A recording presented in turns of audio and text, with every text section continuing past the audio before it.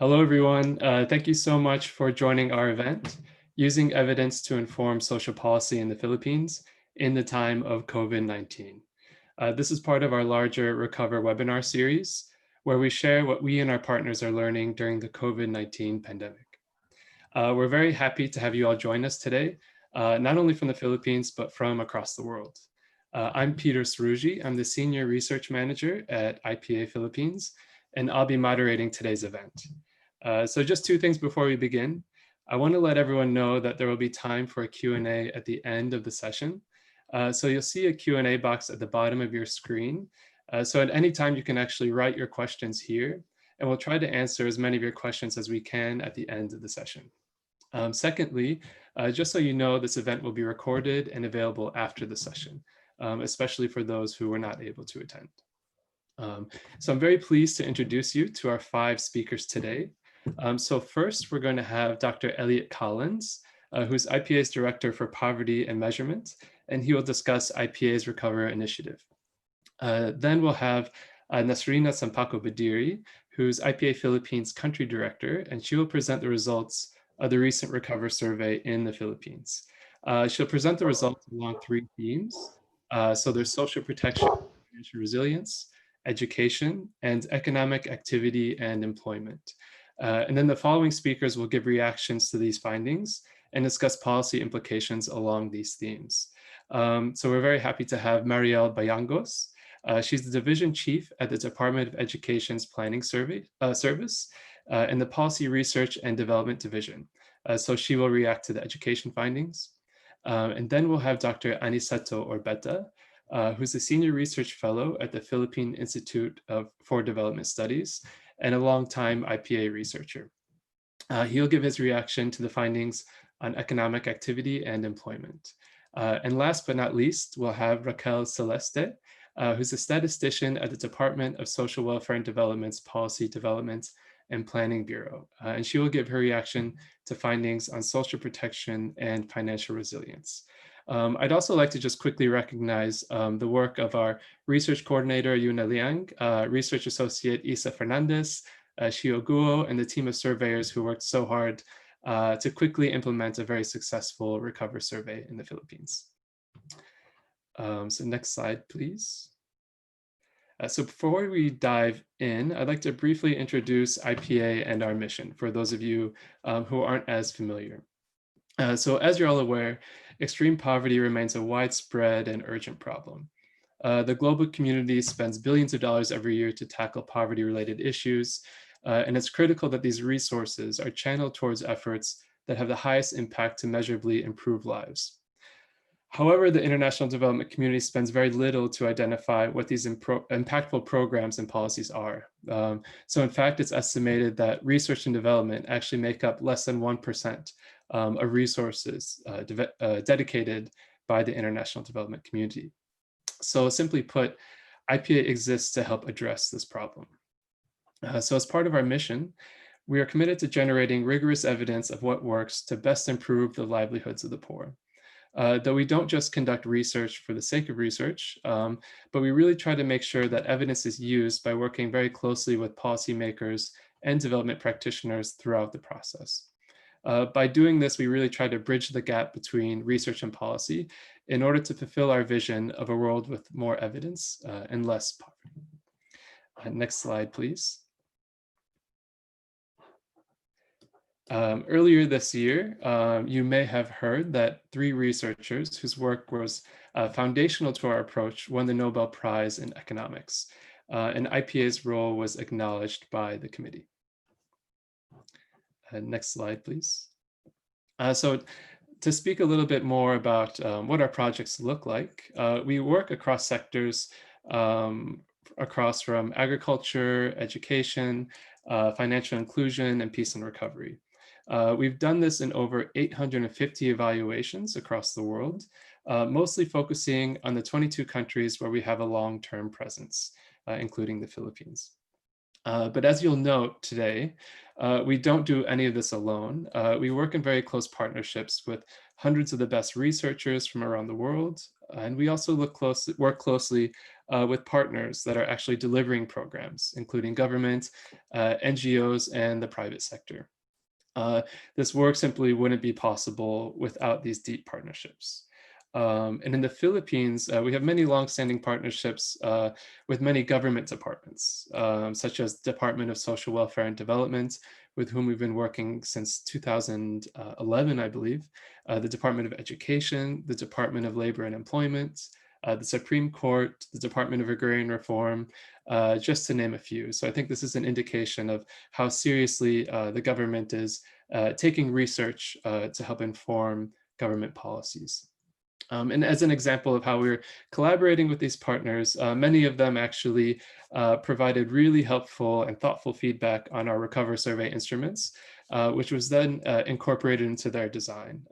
So that's just one small example of how we approach our partnerships. We don't just work with our partners at the end of a project during the dissemination of findings. We really work closely together throughout the research process. So now I'd like to hand it off to Elliott, who will discuss our RECOVR initiative. Thank you, Peter. So I'd like to just introduce the RECOVR project at IPA more generally before we get into the weeds of some of the specific findings.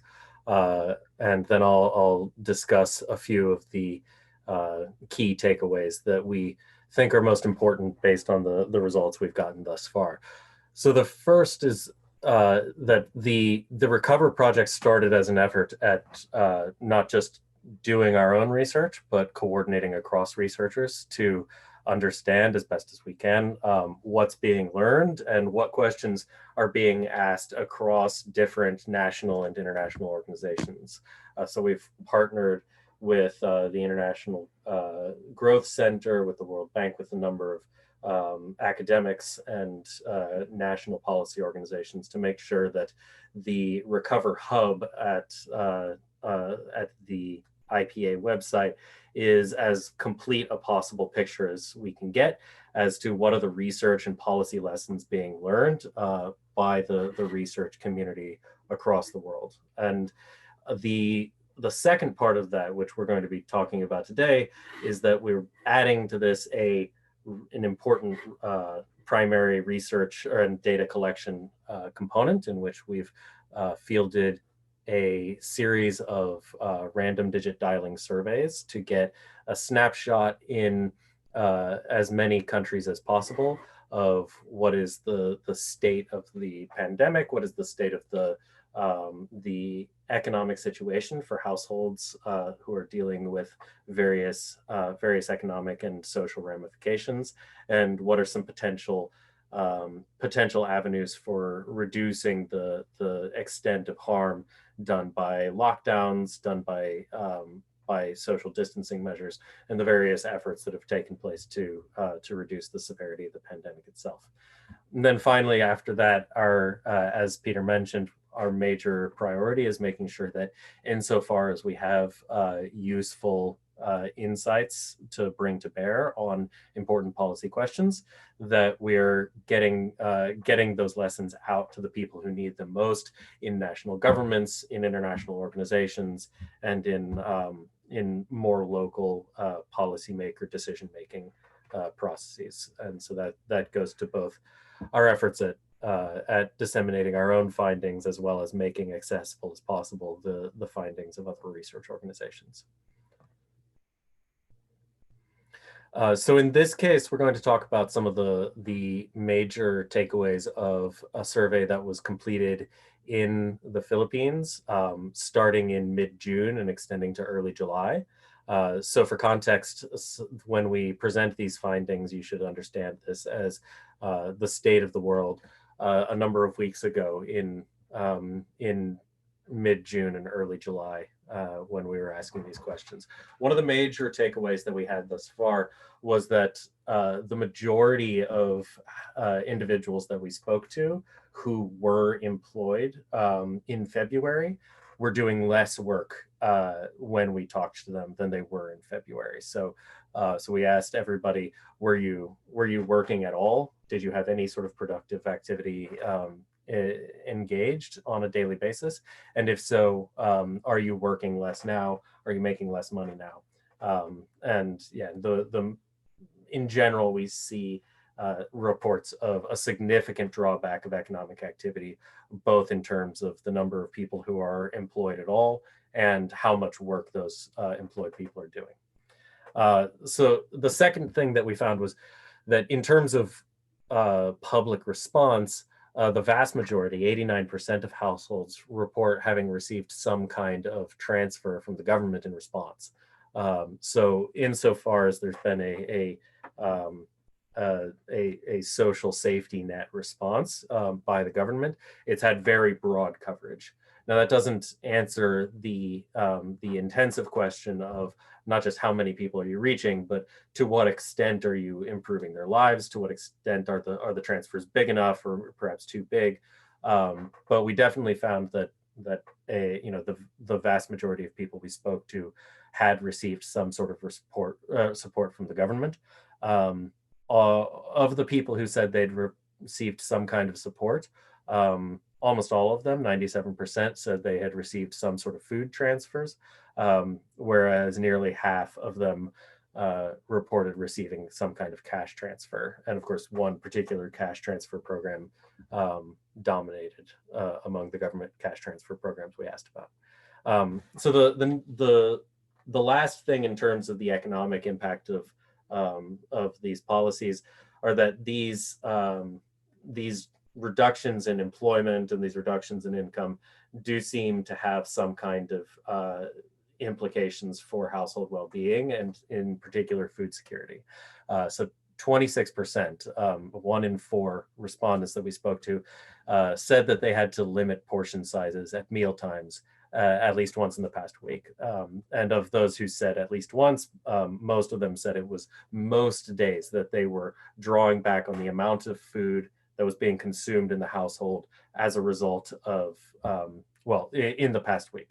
We don't know why, but I think it's reasonable in context to surmise that the significant reduction in economic activity, and essentially what's most likely a recession of some kind, has had some of that impact. And so finally, moving on from the economic impacts of the crisis, we asked also about education. And one of the most interesting results I think that we found was that when we asked, say, instead of opening up in person as usual, schools were offering distance learning, what would be the major barrier to your child's education under those circumstances? And there were a wide range of barriers that were cited. Many people mentioned that they didn't know what sort of support from teachers or from schools they would be getting. Many said that they may not have the motivation or just the space in their internal household time budget to devote to education. But in fact, the most common response in terms of barriers to at-home education and distance learning were internet access, digital device access, and access to learning materials like textbooks. That is in contrast to some of the other places where we've spoken, where internet access sort of was a non-issue and wasn't taken as a terribly important feature. But here it seems to be very much top of mind when we ask about education. So just going back to the survey information, I mentioned that we started on the 18th of June and went to July 1st, which is to say, as a caveat, some of these things may have changed. We're in the process of figuring out what a second round of this survey will look like to ask follow-up questions. And that's certainly something that we're actively thinking about. So if people have specific questions in this seminar that they'd like to ask, or that they think should be included in a follow-up survey, that's definitely something we're interested in. The other thing that we need to make very clear of is that this was done by way of random digit dialing. So this is the industry standard way of, especially on short notice when you can't walk into somebody's household, the industry standard way of getting something like a nationally representative sample of a population. The issue is that it's a nationally representative sample of registered phone numbers with service coverage, which is to say that a number of people don't have cell phones, or their cell phones are typically off, or they're typically not in range where they would get a phone call from our system. Those people simply weren't covered here. And so in that way, it is just from the start, not technically a nationally representative survey. We'll talk about the selection biases that we saw, comparing it to census data, and some of the things we've done to adjust for it, but that's an important thing to understand. Yeah, so the major biases in this sampling method are consistent across across countries, are that you find people who are more urban, more educated, and younger as a rule. So in particular, we see that the average age of an adult citizen in the Philippines is, or rather of a household head in the Philippines, is much older. Now I say 32 versus 52 years old. The average age of an individual adult in the Philippines is not 52. That's the average age of a household head, which is a different thing. So that isn't quite as big a gap as you might expect. Female, for example, also there are this in particular. We spoke 70% of the people that we got to finish the survey were female, and so that's important to caveat as well, that roughly half of the people in the country are of course female. More educated as well. So when we say 52 versus 25%, this is the number of people who had completed, I believe the number of people who had completed more than secondary education. And then finally, urban. There were more people living in urban areas. This is a little harder to quantify, just because it's a little harder to say what is or is not an urban area, or whether or not we're talking in comparable terms across them. But I will say that this was, generally speaking, a little more balanced than in terms of urban and rural than we saw in other places. So with that in mind, I would say that we did some work also to adjust for this. So this is an important caveat to our findings thus far. But what I will say is that, at least qualitatively, the differences were not terribly drastic when we spoke about unweighted versus weighted analysis. So one thing you can do to adjust for this is, for example, to consider the women in your sample less, because you have more of them, and so you take the averages and you make sure that the sum total of all the men in your sample account for half of the weight of the average in the sample. And similar weighting techniques can be done to adjust for the younger, the more educated nature of the population. We felt that this would be a little less transparent, and that is a little more straightforward just to present the results as they are. But it is worth noticing that when we did that weighted analysis, by and large, these dynamics persisted. So qualitatively, some of these dynamics that we'll be talking about here got a little larger or a little smaller. But for example, the conclusion that the vast majority of people have received some kind of government transfer, the fact that food security has significantly decreased across the country, those things appear to be true even in this more urban sample, even when we're adjusting for selection bias as best as we can. So.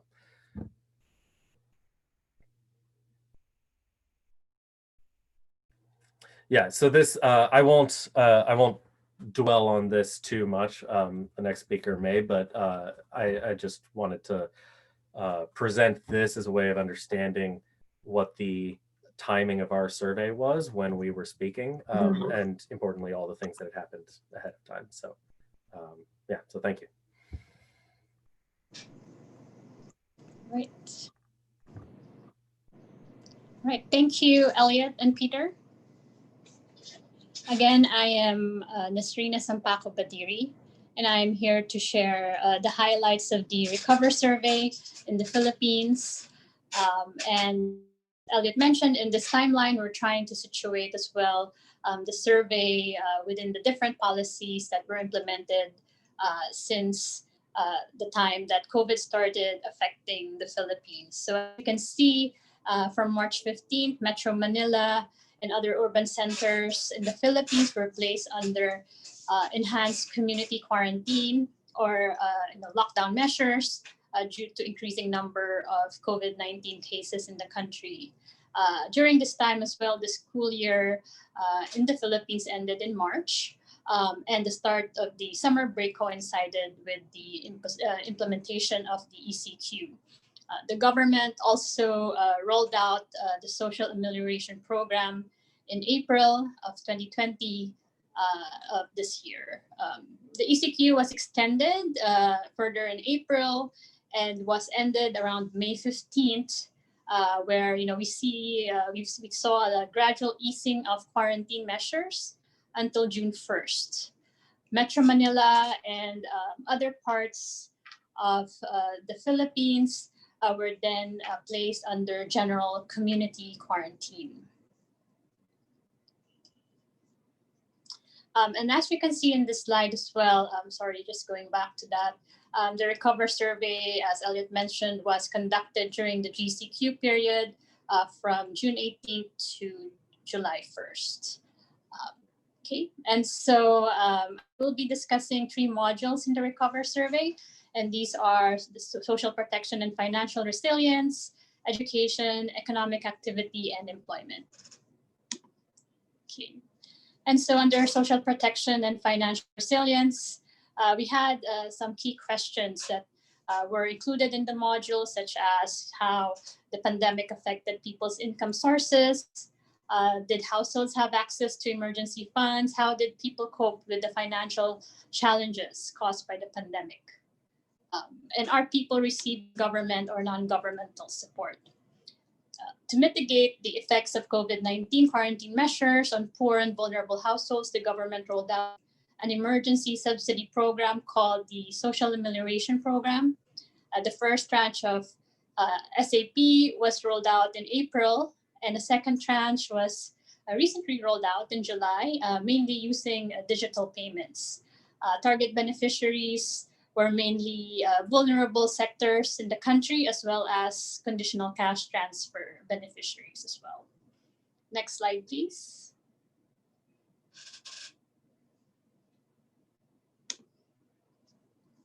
Social protection programs definitely are quite relevant at this time, given what we've been seeing in the results of the survey. Due to a loss or reduction of incomes, we've observed a large number of respondents saying that they've had to deplete savings to pay for food, healthcare, and other expenses, and that's about 7 out of 10 respondents. Respondents with school-age children are more likely to say that they borrowed money. They were not certain that they could actually pay back on time, or they skipped making a required payment on a loan, or bought fewer inputs than planned to pay for food, healthcare, and other expenses since February 2020. Poorer respondents are also more likely to say that they borrowed money they were not certain that they could not pay back on time in order for them to pay for food, healthcare, and other expenses since February 2020. Next slide, please. At the same time, households across the country experience difficulties in terms of buying the usual amount of food because of decreased income. And that's about 7 out of 10 respondents in this survey. Poorer respondents are likelier than wealthier respondents to say that they had difficulty buying the amount of food that they usually buy because of a drop in household income, or maybe the price of food was too high. Respondents with school-age children are also more likely than those without school-age children to say that they had difficulty buying the amount of food they usually buy because of a decrease in their incomes. Next, please. There seems to be some improvement, as we see in the slide, to access to formal accounts in the Philippines, which has been an issue in terms of financial inclusion here. And more than half of our respondents say that they have access to an account where they can make and receive payments. Respondents with or without school-age children are both similarly, reporting that they have access to an account where they can make and receive payments. However, it is important to note that poorer respondents are less likely to say that they have an access to an account where they can make and receive payments. Interestingly, from the survey results, we see that the Cordillera region or CAR, region 4B, and region 11 were most likely to report having access to an account where they make or receive payments. Next.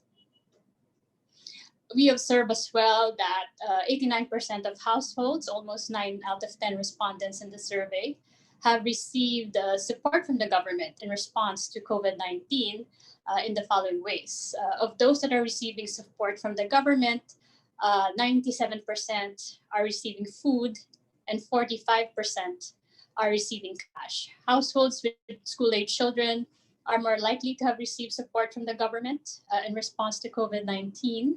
And of those that are receiving support from the government, households with and without school-age children are similarly likely to have received both food and cash. Households older or younger than 60 are similarly likely to have received support from the government during this time. And also poorer and wealthier respondents also are similarly likely to have received support from the government in response to COVID-19. Women are slightly more likely than men to have received support from the government, while 45% of households report receiving cash payments from the government that they do not usually receive. A third of households, meanwhile, have received non-governmental support as well in response to COVID-19 from the following sources. As you can see in the slide, almost 25% have received support from their relatives in the country, which is very typical of Filipino culture as well. Men are more likely than women to have received non-governmental support in response to COVID-19. Poor and wealthier respondents are also similarly likely to have received non-governmental support.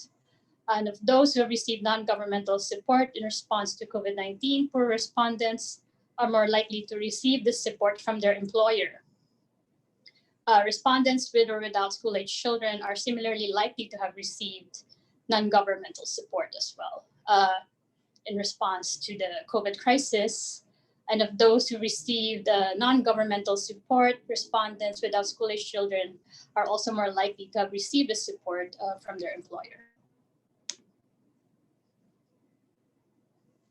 Given these results, there are a number of policy implications in terms of social protection and financial resilience. Almost 9 out of 10 households have received governmental support in response to the crisis. During this period, mainly in the form of food and cash assistance. We also see that more than half of respondents say that they had to deplete their savings to pay for food and expenses and had difficulty buying their usual amount of food. Given the nature of the pandemic, question is, how can we make sure households have the resources they need for a prolonged period? We also observe that poor respondents are likelier than wealthier respondents to report having to borrow money for food, healthcare, and other expenses since February of this year. Are we providing adequate support to those who need it most?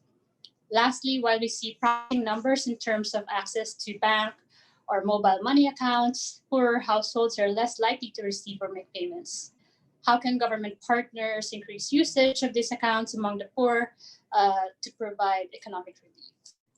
At this point, I'm happy to call on Raquel Celeste from the DSWD to share with us some information about DSWD Social Amelioration Program and also how results of these surveys are helpful for DSWD.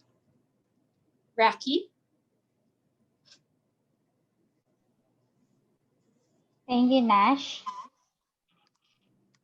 Good day to the participants and my fellow panelists, Dr.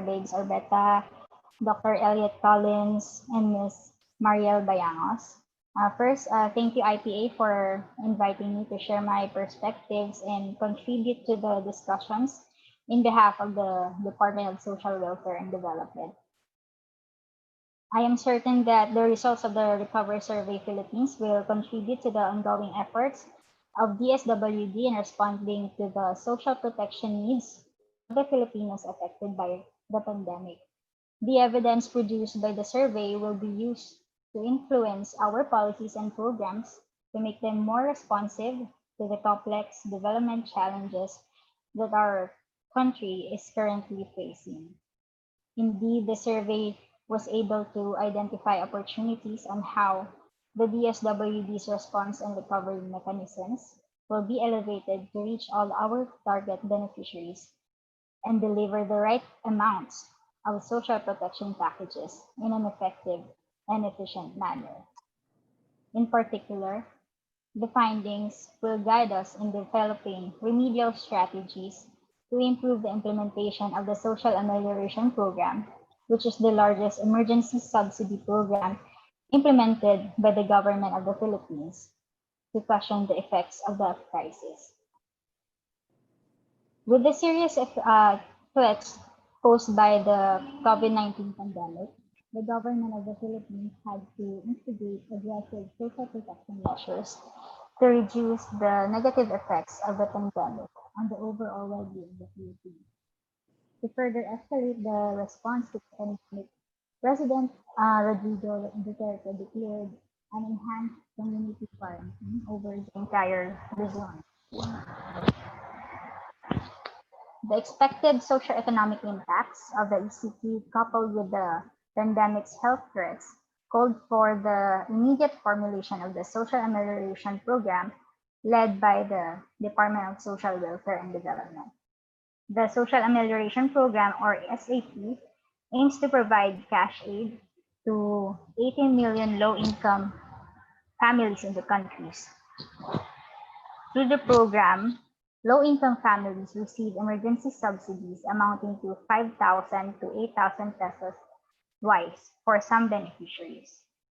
This program was implemented in two tranches. The first tranche of subsidies was provided from April to June, while the second tranche of assistance started in June and still ongoing.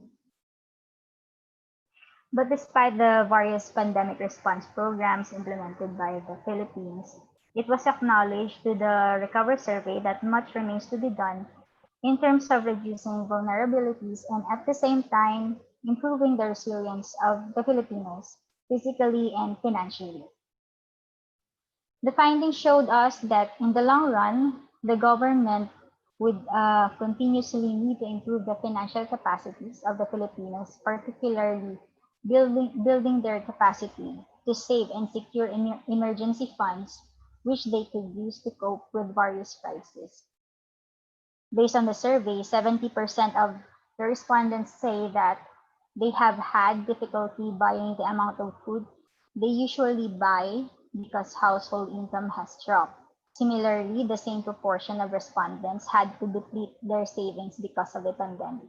So based on these findings, cash transfer programs such as Pantawid Pamilyang Pilipino program could be redesigned in such a way that financial behavior and practices such as saving money of the beneficiaries could be improved. On food security, the findings were also indicative that food security is at risk and that hunger incidents will suddenly rise if appropriate measures are not implemented in a timely manner. Following the drop in incomes and loss of livelihoods, the government should swiftly act to prevent involuntary hunger. On SAP implementation performance. In terms of SAP implementation performance, the findings indicate that the SWD has to further improve the timeliness of provision of cash aid and ensure that the subsidy indeed reaches its intended beneficiaries. Based on the results, only around half of the respondents received cash aid, which could mean that the actual beneficiaries reached by SAP during the time of the survey is so much lower than expected. This could be due to the delays in the provision of assistance. During this crisis, time is a critical element in implementing response programs because the pandemic impacts that we are experiencing is a function of time, and the future will depend based on how fast we respond or we react to the crisis. Also, a factor that we could investigate further in the future is if the subsidies were indeed received by all the intended beneficiaries. We could do so by improving our validation and grievance mechanisms. Another way of improving the implementation performance of SAP is by enhancing digital payments mechanisms, which would involve both government and non-government partners. However, as the RECOVR findings imply, the government has to ensure that the financial accounts and platforms will be accessible to beneficiaries, especially to the poor. Another important consideration in the delivery of social protection measures is ensuring that they are equitable. As the findings have shown us, there was no significant difference between poor and wealthier families in terms of support received. Perhaps in the future, provision of emergency subsidies similar to SAP, the DSWD shall consider providing higher amounts of subsidies to the poor, including the Pantawid families. The government of the Philippines has already achieved so much in developing and implementing social amelioration measures for the vulnerable Filipinos affected by the pandemic. Still, much remains to be done to reduce the effects of the crisis to the overall well-being of the Filipinos. Admittedly, Philippine government agencies face difficulties in combating risks associated with COVID-19, but with the increasing appreciation and use of evidence within the government, opportunities for strengthening the country's social protection system to fight the impacts of the pandemic abound in the foreseeable future. Thank you for your attention and good day to all.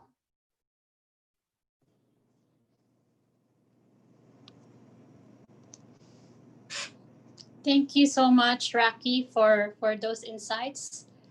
Now let's jump in on the education section of the RECOVR survey. In this section, we ask respondents with school-age children at home a couple of questions regarding their concerns in the current context, the main barriers to school enrollment, and their perceived challenges to distance learning, among others.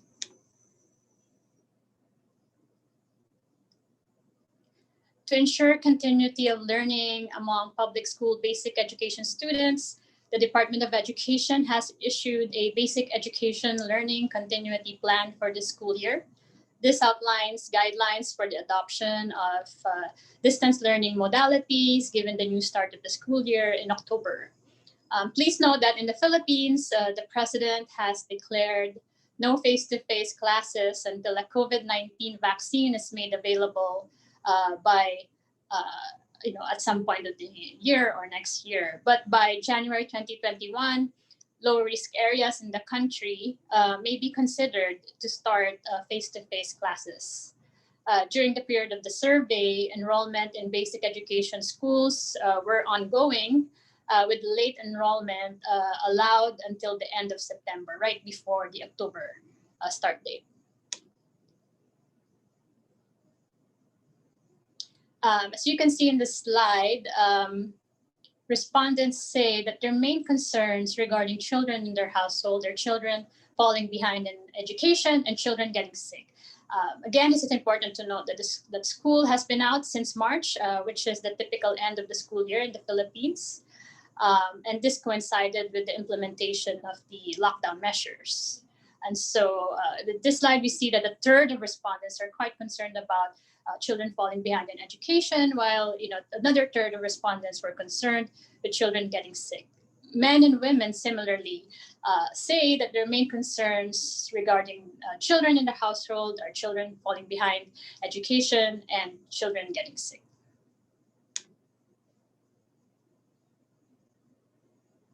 Okay. results suggest that parents in the country face difficult decisions during this time, while 60% of respondents indicated that children would have already been enrolled in basic education. 20% have reported or indicated that their children would not enroll in school. Note that in June, enrollment was ongoing, and the Department of Education has allowed late enrollment as well until and the last week of September. Of those who would not enroll their children, 88% cited concerns over school safety.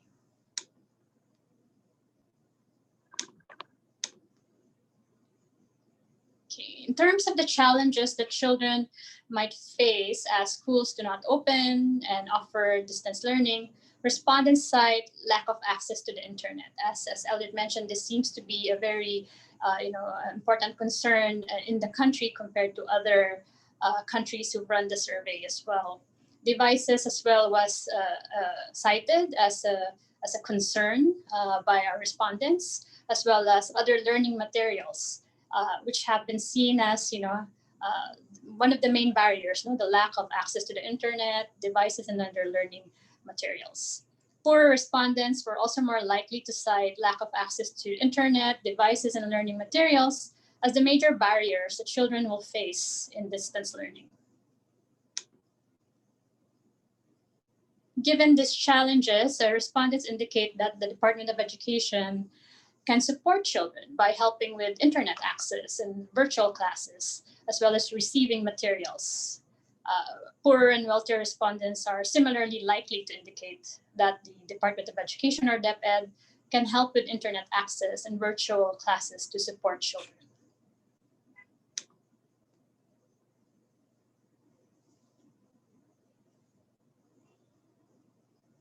Given concerns on children getting sick and falling behind in education, we see a preference as well for online learning and homeschooling using modules as the preferred distance learning modalities among households. We observed that wealthier respondents are more likely than poorer respondents to cite online learning as their preferred distance learning modality for their children. Okay, next.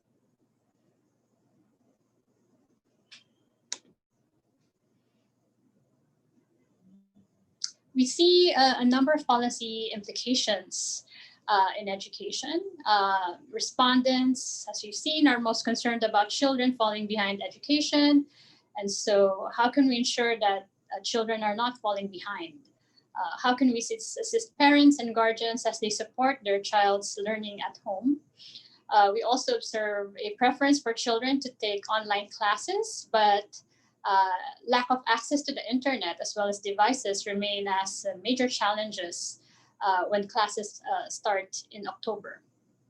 Implications to early childhood development and nutrition is also important to consider, given that households with school-age children experience and report difficulties in accessing food, paying for food, healthcare, and other expenses.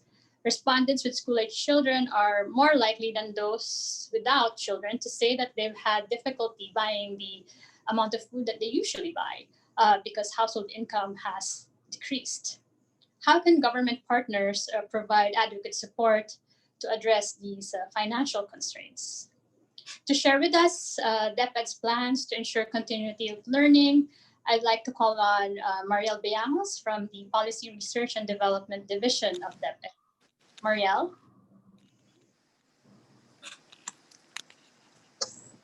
Hello, everyone. Good morning.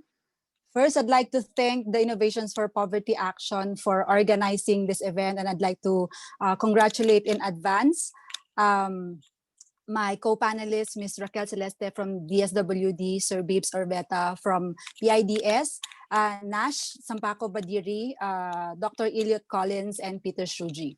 So the Department of Education congratulates IPA in conducting the research for effective COVID-19 response. This is an important body of evidence as we are designing our education policies and programs in preparation for the opening of school year 2020-2021 on October 5. The results of this study confirm our data on the learner enrollments and survey form, which DepEd deployed around the same time as this study is being conducted. For instance, the challenges that were discussed by Nash earlier, which relates to are similar, like this relates to access to technology such as gadgets and internet. Also similar to RECOVR, DepEd is also understanding the situation on the ground through the enrollment and survey data. We are getting the context and stories in the numbers that we collect. As of August 28, at least 85% of the learners from previous school year are already enrolled for this coming class opening, of which at least 91% are enrolled in public schools. While many have indicated not to enroll their children to school if class start in August, our latest enrollment shows that over time, households eventually gained confidence in sending their children to school. Many factors could have contributed to this, and for DepEd, we have been strengthening local support to encourage households to send their children back to school. Of course, the absolute number of the remaining learners who are yet to enroll remains huge. And this is a situation that calls for a strengthened campaign and advocacy to send these children back to school this year. The new enrollment guidelines that DepEd issued for this school year is specifically designed to collect data on the status of learners and the capacity of households to support various learning modalities such as access to appropriate technology, availability of adult support to learning, special learning needs, medical condition, among other things. These are important information for DepEd in designing policies and programs for the upcoming school year. Following the deployment of the LESF, DepEd also developed the Basic Education Learning Continuity Plan. This was the development of this plan was participated by our partners in the agency and from the national level up to the local level. This is in response to the new challenges in delivering basic education services to our learners. The BELCP contains the adoption of the most essential learning competencies and guided the designing of learning modalities, as well as the identification of appropriate technology to deliver the learning modalities for this year. The plan also enumerated critical policies to enable the implementation of new programs with sufficient governance support, such as human resources, financial systems, among other things. Further, all DepEd regional offices prepared their respective BELCP to capture the local situation, localize implementation of programs, and engage local stakeholders to support the provision of basic education services. This is in acknowledgement of the complexity of the situation and also the magnitude of the challenges that we are facing in the education sector. While online learning is the more popular mode, and this is of course confirmed in the presentation of Nash earlier, that emerged during the early part of the quarantine period, DepEd explored options to maximize available resources and address limitation in the internet connectivity. Hence, we are also implementing radio and TV-based education and modular learning. In fact, in our LESF result, a large portion of the enrolled learners this year prefers modular at 39% compared to online learning. Of course, this is confirmed by the challenges that were identified also in the LESF, which is most likely leaned on access to gadget and internet connectivity. DepEd is very much aware that this pandemic furthers equity gap. not only between poor and non-poor, but also with other marginalized groups. For instance, children with special needs who could have difficulty in the learning modalities would be needing additional support, not only from parents and teachers, but also from the community. Hence, inclusive education programs are being reviewed and recalibrated in preparation for the upcoming school year to arrest the potential widening of gap in basic education access. DepEd is also strengthening learner support services such as health and nutrition. So this was also mentioned in the study. School-based feeding program will remain in effect this school year. As to health concerns, we have been focusing on the psychosocial support to our learners and teachers to manage mental stress and anxiety related to this pandemic. The mobilization of local and international education partners through the Education Forum was done in late 2019. This provided an important role not only in generating support, but also in broadening our understanding of the issues and challenges brought by COVID-19 in the education sector. Households, especially parents or guardians, are DepEd's primary partner this year. Based on our LESF result, 48% of the enrolled learners will be supported by their parents or guardians in their home-based learning.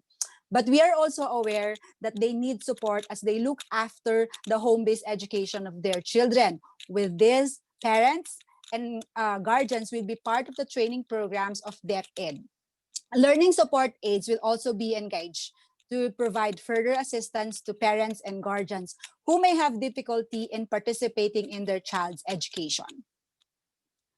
Many of the learners who are returning to school this year are from private schools, while some of them transferred to public schools. Many are still deciding on whether to enroll or not. And as we know, this could be an economic impact of COVID-19 to households which affected their children's schooling. With this, through tuition fee subsidy, DepEd maintained support to learners who intend to enroll in private schools. DepEd is also planning to improve the policy environment to private education. Finally, we know that the situation will continuously evolve given the scope and impact of the COVID-19 pandemic. Hence, BLCP specifically highlights the value of evidence through research and monitoring and evaluation to better understand the situation on the ground and the responsiveness of our policies and programs. We will continue to participate in policies discussions such as this, both local and international, and analyze evidence so we can appropriately adjust our strategies. Perhaps DepEd could also initiate policy discussions with our local counterparts to better understand how our programs and policies are being responsive to the education challenges that our schools, learners, and parents are encountering during this coming school year. So yeah, that's it. Again, thank you, IPA, for having us in this event, and thank you everyone for your time and attention.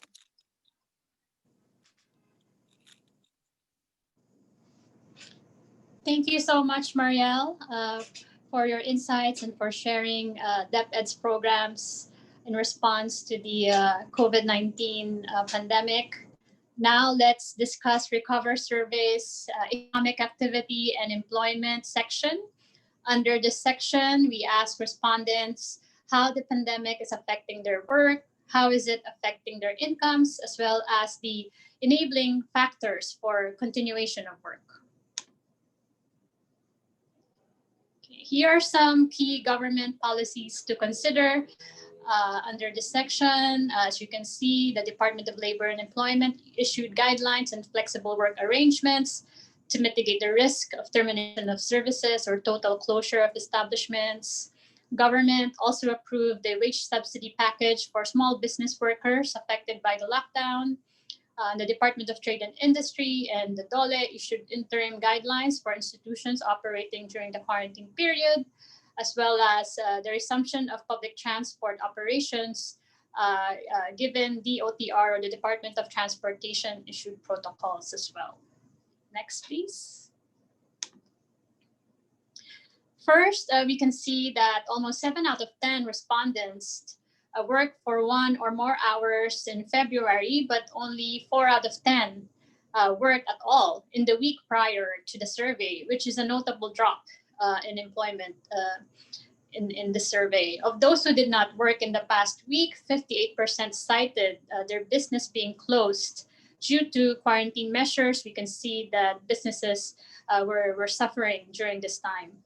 Most respondents who worked in the past week worked from home or used flexible work arrangements, with more women more likely than men to work from home or use flexible work arrangements. This seems to be an enabling factor for continuation of work during this period, and suggests that flexible work arrangements or work from home policies allow respondents to continue working during the pandemic. We observed that in Region 8, or the Eastern Visayas region, respondents mostly report that they were no longer working in the week before the survey. Men were more likely than women to have worked during February of this year, and the employment gap between men and women has grown when looking at those who have worked in the past week.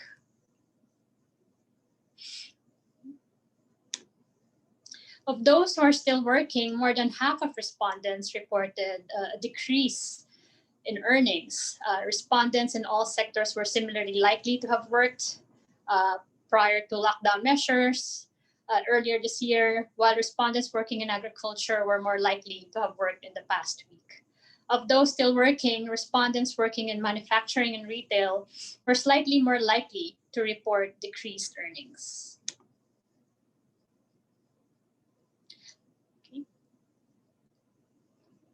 We see the economic impacts of COVID-19 as 64% of employed individuals have spent fewer hours working compared to when the COVID-19 crisis started to affect the Philippines in February. Women, more likely than men, have spent fewer hours working than they did in a typical week in February this year.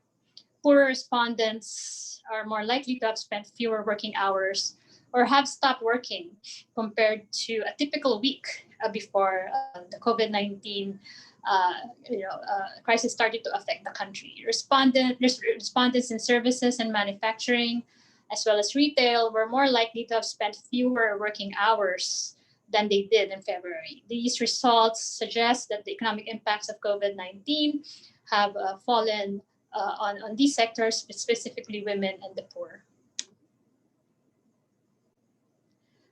Respondents in all sectors were similarly likely to have worked in February 2020, while respondents working in agriculture were more likely to have worked in the past week prior to the survey in June.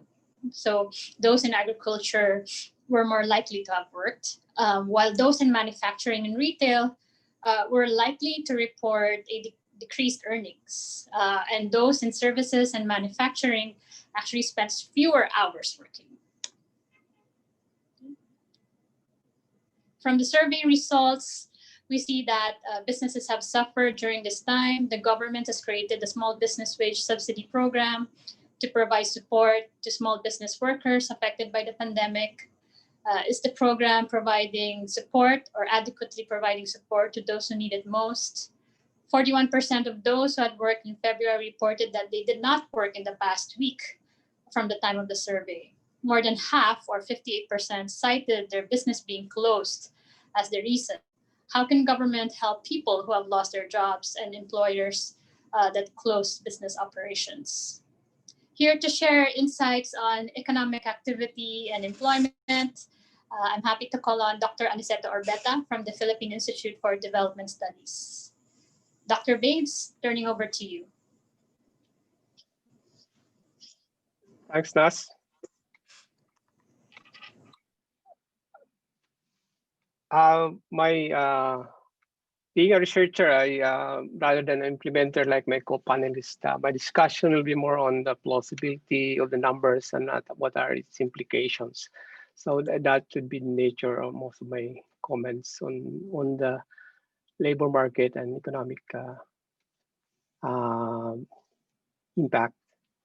So first, let me start with the overall unemployment rate. The survey measured about 60% unemployment rate in July from 30% in February. And comparing that with the national statistics in January, which round of the LFS, we got 5.3 in terms that refers to the last quarter of last year unemployment rate. Therefore, if you since there's methodologies are not the same, we can look at that as about 28% estimate over the national over the official numbers for the survey. So if we carry that forward, then by linear interpolation, we would expect that the unemployment rate would be around 32% by the official estimate in July or the second. And we find out the official estimates in April was 17.7%. That covers the first quarter of the year. So we'll see the employment numbers will be released next week, whether it'll be around 32%. So that would mean that the estimate that was given by the survey, RECOVR survey, will be on the dot. There were of course, other estimates on what happened to employment, like SWS measures joblessness. They measured it to be 17.5 in December 2019 and about 45.5 in July 2020, around the time of the survey as well. So that would be another estimate that you can use. Of course, we can also use the global mobility data for the Philippines, which is the base of 0 in January. The movement to place of work declined by 28%, and also the movement towards public transport platforms such as bus and train stations declined by 57% in around June. This is a continuing survey, so that you can learn that as well. So it's an assessment. I think the RECOVR estimate is in the high side, and then in terms of unemployment. And there are plausible explanations that we can take given the characteristic of the respondents. Although Elliott already mentioned that there were adjustments that will be done, but some of the things that can explain the high unemployment estimates would be, I'd say, younger cohort. Young people always have very high unemployment rates, and urban sample as well, which also has a higher unemployment rate than the rural sample. Highly educated means lower unemployment rate, but you combine highly educated and young people, that also means very high unemployment rate for many reasons, for most of which that the young educated can afford not to be employed right away. They tend to be choosy in terms of taking employment under the normal circumstances, of course. What we still have to know how they would react under a crisis situation. So these are some of the explanation, perhaps, of the high unemployment estimates of the survey. Let me go to the sectoral outcomes. Working the past last week's is highest in agriculture, next in manufacturing and retail, and lowest in services. So and fewer hours, highest in manufacturing, next in services, and last in agriculture, which is just the reverse. So the official statistics, if you would recall, was released in August for the second quarter GDP outcomes. The country had an unprecedented decline of about 16.5%, one of the highest in the region. And the survey predict, of course, as reflected that the last sector standing in quarter 2 was agriculture, which has a 0.1 growth rate. The largest contraction was in industry by 22%, and manufacturing by 21%, and services by 50, or about 16%. So the manufacturing volume index also declined to about 40%, by 40% in April, although it has slightly risen to 20% in June. So the outlook for the whole year by the planning agency is about a contraction about 4.5% to 6.6%. So the survey is correct about agriculture, but we have missed the bigger contraction in the industry compared to services. The mitigation policy, the basic mitigation policy for workers is, of course, apart from the SAP, is the SAP equivalent in the businesses, which provides a 2-month wage subsidy, called it wage subsidy, ranging from 8,000 pesos in NCR and the National Capital Region and Calabar Zone, and 5,000 to 6,000 for other regions. There's also a credit guarantee for loans for small, medium, and that's the main interventions for the business sector. Unfortunately, the country has never had an experience with wage subsidy program of this scale. So there's also no working unemployment insurance program. So that could, this is one of the first things that the country experiencing. So nobody really knows how would it perform. So in terms of the, one can only try to predict what would happen. The way it's implemented is implemented to our social security system, the SSS. The identification and payments are done to the SSS. So by that, and the proviso is that it only covers firms that are not listed among the large taxpayers of the BIR. So if your firm is not among the large taxpayers, it's generally eligible, and some other things, minor things as qualifications. So since it is through the SSS, then theoretically it could cover mostly formal sector workers. So now, if you know the structure of the economy, there's an exceptionally large informal sector. For instance, if you just provide your numbers in 2016, establishments with 1 to 4 constitutes about 74% of all establishments. If you raise that to 1 to 9, that would be about 90% of the number of establishments. In terms of employment, firms with 1 to 4 employees, about 19%. If you increase that to 1 to 9, that would be 30%. So at the minimum, 90% of the establishments and 30% of the employees will be left out by the wage subsidy. So how do you, what are the better ways of reaching the informal sector? They are not registered anywhere. That's why by definition. So most people would say that you work with their organizations. This is not the organization that you organize for emergency purposes.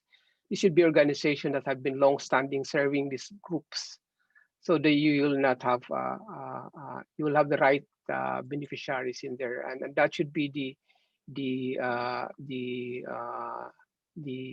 design of this. You should work for this, which like the ones that has been demonstrated by the CCT is the long-standing relationship and systems developed to serve the poor has served well during the pandemic. It was very fast and no issues, almost no issues in distributing the Social Amelioration Fund for CCT beneficiaries, as Raquel has mentioned. Because the systems are there, their bank accounts and all of that. But the biggest, that's only for 5 million households. But we are targeting 18 million for that. So whatever happened to the other 13 million is it's a lot of speculations about targeting the right people and giving to them on time. So establishing long-term relationships with organizations that serves the target beneficiaries should be a long-term goal for government, so that in times of emergencies they can tap them easily and without so much problem in terms of identifying the beneficiaries. I think that's at the end of my discussion. Thank you.